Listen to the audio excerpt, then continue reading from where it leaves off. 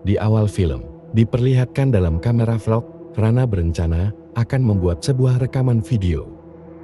Video itu ditujukan untuk ibu tercintanya yang sebentar lagi akan berulang tahun. Video itu berisi ungkapan cinta Rana kepada ibunya. Namun, dia ingin video tersebut tidak hanya sekedar video rekaman biasa. Rana ingin video itu dibuat di atas pegunungan agar menjadi sebuah video yang sangat bermakna. Karena untuk mendapatkan rekaman itu, Rana harus berjuang terlebih dulu untuk menuju ke sana. Rana tidak sendirian, dia meminta Janu untuk mengantarkannya ke hutan. Bilang ke aku, udah tunggu bentar ya. Namun naas, setelah beberapa saat mereka masuk ke dalam hutan itu, Rana dan Janu terpisahkan. Hingga sampai pada sore hari, Rana tidak pernah kembali lagi. Keluarga Rana dan dibantu oleh tim SAR dikerahkan untuk mencari Rana di dalam hutan. Pencarian tersebut berlangsung selama beberapa hari. Dan sayangnya, pencarian itu sama sekali tidak membuahkan hasil. Bisa ditemukan. Sampai 7 hari kemudian, diadakanlah sebuah pengajian di rumah kediaman keluarga besar. Banyu meminta dan berdoa agar anaknya, Rana, bisa ditemukan kembali. Hilangnya Rana menjadi pukulan terberat bagi Dini. Sebagai seorang ibu, dia sangat menyesal karena pada waktu itu sudah mengizinkan Rana untuk pergi ke hutan. Andaikan saja waktu bisa berputar kembali, Dini pasti akan melarang Rana untuk pergi ke hutan itu. Daerah rumah itu adalah rumah untuk keluarga besar. Mereka semua tinggal bersama di sana. Sering terjadi perselisihan di antara mereka. Ironisnya, sebagian dari keluarga besar menganggap kalau Rana sudah meninggal dunia. Bahkan, sudah ada yang menyiapkan tanggal kematian untuk Rana. Buning, Busui, Bude, dan Bude Nur sibuk dengan hitung-hitungan hari yang pas untuk menetapkan hari kematian Rana. Sebagian masyarakat di sana percaya dengan hitung-hitungan primbon bagaimana mencari hari yang pas. Karena jika mereka salah dalam menetapkan hari kematian, dampaknya akan menjadi kesialan bagi mereka untuk kedepannya. Sampai-sampai Dini yang mendengarnya pun merasa muak. Mereka malah sibuk menghitung hari hidup mati seseorang. Padahal mereka semua belum tahu pasti apakah Rana sudah mati atau masih hidup. Perdebatan pun terjadi di antara mereka. Bude Nur masih teguh dengan keyakinannya dan menyalahkan Dini. Andaikan saja Dini tidak mengizinkan Rana pergi pada hari itu. Karena menurutnya pada hari itu adalah hari sialnya Rana. Tapi naluri seorang ibu meyakini kalau Rana masih hidup. Dini hanya tidak ingin berputus asa dan menganggap seolah-olah mereka sudah bisa memastikan kalau Rana sudah meninggal. Di tengah perdebatan, tiba-tiba terdengar ada suara ketukan pintu. Mereka semuanya terdiam karena tidak mungkin pada tengah malam ada tamu yang datang. Dan tak pernah mereka duga, ternyata itu adalah Rana yang kembali pulang. Mereka semua tak percaya Rana akhirnya kembali lagi. Untuk lebih jelas, ini adalah silsilah dari keluarga Banyu. Bude Nur, Bude Sri, dan juga Budil Ning merupakan kakak beradik. Ayah dan ibu mereka sudah meninggal dunia. Sementara Dini dan Basuki adalah menantu di keluarga itu. Dini menikah dengan Banyu dan mempunyai 2 anak perempuan, yaitu Rana dan adiknya, Tari. Setelah kepulangan Rana, mereka bukannya bahagia atas kembalinya Rana, malah saudara-saudara Banyu menjadi curiga kepada Rana. Karena menurut kepercayaan mereka, orang yang hilang di dalam hutan itu tidak akan pernah kembali dengan selamat. Tapi memang tidak bisa dipungkiri, Rana kini terlihat berbeda. Semenjak kedatangannya, Rana tidak banyak berbicara. Dia hanya terdiam dan tatapannya yang terlihat kosong. Tari sendiri merasakan perbedaan yang terjadi kepada Rana. Suatu ketika, Tari mendengar ada suara percikan air di kamar mandi. Dia mengira mungkin itu suara Rana yang sedang mandi. Tari mencoba memanggil Rana, namun tidak ada jawaban. Mbak, mandinya udah Mbak. Karena penasaran, Tari pun mencoba untuk melihat ke bawah pintu. Tapi anehnya, tidak terlihat ada siapapun di sana. Dan yang membuat Tari terkejut, ketika Rana secara tiba-tiba muncul di depannya. Walaupun Rana sudah kembali, Tari merasa itu bukan Rana yang dia kenal. Dulu mereka sering bercanda, membicarakan hal apapun yang membuat mereka tertawa. Tapi sekarang, sikap Rana sangat berubah.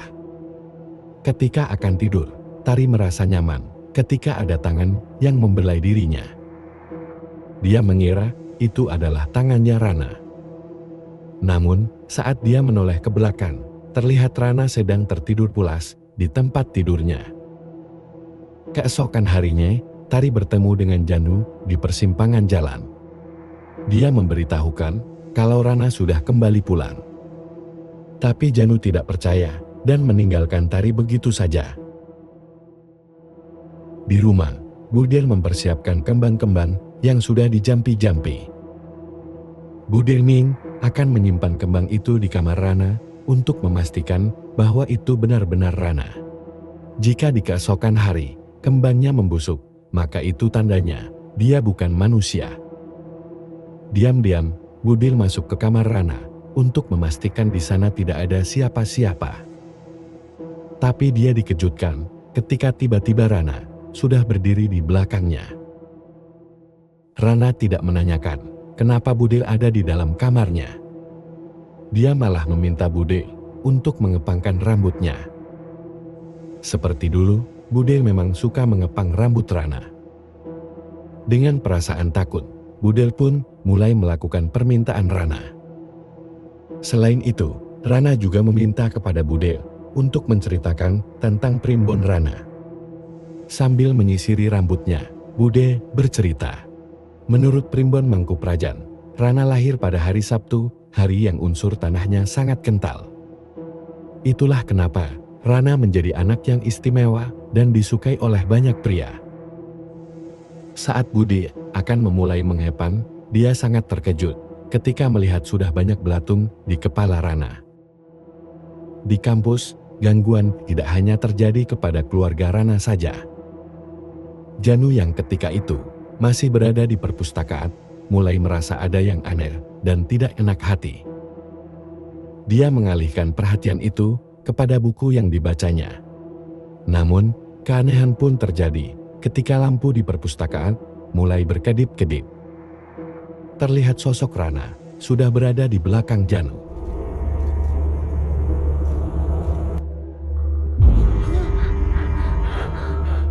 Di lain sisi, gangguan aneh pun mulai menyerang Budir yang berada di rumah. Budir Ning tidak sadar kalau ada sesosok tinggi besar sedang memperhatikan dirinya. Gangguan itu pun terjadi kepada Budir Sri yang sedang tidur di kamar. Tubuhnya diangkat oleh sesosok makhluk halus. Untung saja, Budir Nur mendengar suara rintihan dari Budir Ning. Dia mencoba menetralisir gangguan dari makhluk yang menyerang Budir Ning. Di keesokan paginya, Sri memeriksa sesajen yang kemarin disimpan oleh Budir Ning. Terlihat sesajen itu sudah membusuk. Dan dugaan mereka selama ini ternyata benar adanya. Kalau sebenarnya yang kembali itu bukanlah Rana. Namun, keberadaan Sri diketahui ketika Banyu tiba-tiba datang. Tapi kemudian, Sri dibuat sangat terkejut saat Rana datang dengan membawa sesajen yang terlihat masih segar. Rana tahu kalau Budir Sri sedang mencari sesajen itu. Suatu hari, Banyu memanggil seorang dokter ke rumah untuk memeriksa keadaan Rana. Sang dokter pun mulai memeriksa detak jantung Rana, lalu meminta untuk Rana membuka mulutnya. Sang dokter terkejut karena dari penglihatannya, mulut Rana sudah dipenuhi dengan banyak cing. Dengan sangat ketakutan, sang dokter pun bergegas untuk pamit pulang. Tak lama kemudian, Budir Nur bersama Budir Ning datang. Mereka meyakini kalau itu bukanlah Rana. Bahkan setelah melihat bukti dari sesajennya, Dini tetap tidak percaya dengan apa yang mereka katakan. Sri takut kalau kejadian yang menimpa kepada ibu mereka terdahulu akan terulang kembali. Di sini terungkap bahwa ternyata kejadian seperti ini tidak hanya terjadi kepada Rana saja. Kejadian ini juga pernah dialami oleh Bagas, anak Sri dengan Basuki. Bagas hilang di hutan itu hingga akhirnya mereka menemukan Bagas kembali, sudah dalam keadaan meninggal. Di kampus, Janu masih mencoba untuk mempelajari misteri yang terjadi kepada Rana. Tari masih penasaran kenapa Janu kemarin menghindar dan dia tidak mau menengok keadaan Rana sekarang. Ternyata setelah hilangnya Rana, sampai akhirnya Rana kembali. Hampir di setiap malamnya, Janu selalu dihantui oleh sosok yang menyerupai Rana. Janu menceritakan saat dia mengantarkan Rana untuk naik ke atas gunung. Dia tidak tahu kalau pada hari itu adalah hari sialnya Rana. Mereka berdua memaksakan diri untuk tetap naik ke puncak, walaupun keadaannya saat itu sedang hujan deras. Hingga saat sampai di pertengahan jalan, mereka tiba-tiba terpisahkan dan Janu tidak bisa menemukan Rana. Janu sendiri meyakini kalau yang ada di rumah Tari sekarang itu bukanlah Rana. Dari beberapa kasus yang sudah pernah terjadi, orang yang hilang di hutan itu kemungkinan ditemukannya hanya 10%. Apalagi Rana sudah hilang selama lebih dari 7 hari. Satu-satunya cara untuk bisa menemukan Rana kembali yaitu dengan cara diruat. Orang di rumah pun berpikir harus segera meruat Rana agar terhindar dari gangguan roh jahat lainnya. Semuanya mendatangi Dini dan meminta Dini untuk menyetujui ruatan yang akan dilakukan kepada Rana. Selain itu, mereka juga mengungkit masa lalu soal pernikahan Dini dengan Banyu. Seharusnya pernikahan itu tidak dilakukan, karena kalau menurut perhitungan Primbon Weton, kalau tidak cocok, maka akan membawa malapetaka kepada keluarga besar. Dan sekarang itu terbukti, Dini telah membawa malapetaka kepada keluarga Banyu. Kesabaran Dini pun sudah mulai habis untuk menghadapi mitos keluarga soal perhitungan hari sial. Dini masih mau bersabar kalau dirinya dianggap sebagai wanita pembawa sial. Namun, dia tidak terima kalau mereka menghina anak kandungnya. Adu mulut pun sudah tak bisa dihindari, sampai-sampai Sri harus menghentikan Dini. Dengan tegas, Bude Nur mengatakan mau tidak mau, besok mereka tetap akan melakukan ruatan kepada Rana. Di lain sisi, Tari pun akhirnya melihat penampakan asli dari Rana setelah dia melihat pantulannya dari cermin. Ketika semua keluarga besar menyiapkan ruatan, Tari bersama Janu bersiap untuk menuju ke hutan. Menurut informasi, jika sedang ada ruatan pembersihan diri, maka jasadnya Rana akan kembali. Walaupun pada saat itu, Pakde Basuki mencoba untuk melarang mereka.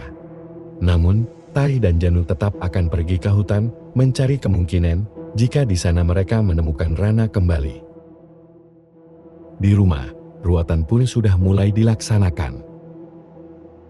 Dalam penglihatan Rana, selain orang yang hadir di sana, ruatan pun dihadiri juga oleh makhluk-makhluk halus lainnya. Lalu, kita dibawa kepada Rana yang berada di alam para sukma. Rana melihat banyak sosok mengerikan menghampiri dirinya. Di dunia nyata, tidak sedikit orang yang ada di sana mengalami kerasukan. Sementara di dalam hutan, hari sudah menjadi gelap. Janu yang tadinya bersama Tari tiba-tiba saja terpisahkan, sama seperti sebelumnya. Seperti ada dinding pemisah antara Janu dengan Tari. Walaupun mereka mendengar panggilan mereka satu sama lain, tapi mereka tidak bisa melihat satu sama lain. Hingga akhirnya, Tari menemukan keberadaan Rana yang berada di dalam hutan. Dan itu benar-benar Rana yang selama ini menghilang dan terjebak di alam para sukma. Namun sayang, Rana kembali sudar dalam keadaan meninggal dunia. Tak lama kemudian, Janu pun menemukan keberadaan mereka. Janu bersama Tari berhasil membawa jasad Rana kembali pulang. Kedua orang tuanya pun histeris mengetahui bahwa kenyataannya Rana memang sudah tewas. Dan sekarang yang tersisa hanya tinggal video rekaman Rana ketika dia akan masuk ke dalam hutan. Di video itu, Rana mengucapkan selamat ulang tahun kepada ibu tercintanya. Dan di sini akhirnya film pun selesai.